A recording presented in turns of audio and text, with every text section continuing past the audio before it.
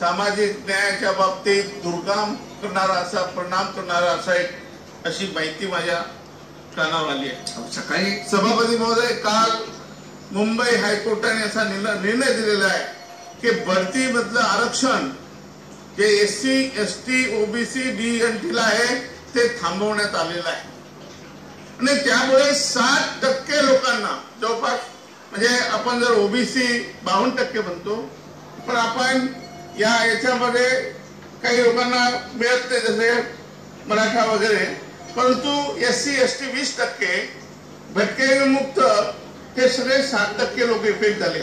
सभापती महोदय, नाही वारंवार आम्ही 10 वर्ष ही केस लढत होतो। एकीकडे विजय घोगरे, पण आता सांगून काय उपयोग? सभापती महोदय त्यामध्ये नाही सभापती महोदय लवकर बोला ना। नाही, त्याच्यामध्ये 3 गोष्टी बॅकवर्ड सिद्ध करायचा होता। अरे बाबा, आपण स्वतः त्यामध्ये सुप्रीम कोर्ट नाही शास्त्राच्या सभापती महोदय शास्त्राच्या संबंधित आहे, म्हणजे बॅकवर्डनेस, इनएडिक्वेसी आणि एफिशियन्सी याच्याबद्दल वारंवार डाटा मागत होता हायकोर्ट, परंतु याच्यामध्ये शासन कुठेतरी कमी पडलंय। माझी विनंती आहे, एक तर तुम्ही चांगले वकील लावा, हे सगळं डाटा उपलब्ध आहे, का देत नाही हायकोर्टाला, का एवढं नुकसान करता? सभापती महोदय, साबरवाल प्रकरणामध्ये 50%चं ब्रेक लागलेला आहे, याच्यावरती आपल्याला जाताच येत नाही। त्यामुळे इव्हन तुम्ही बॅकलॉग हे जर नसला तर बॅकलॉग भराल कसा?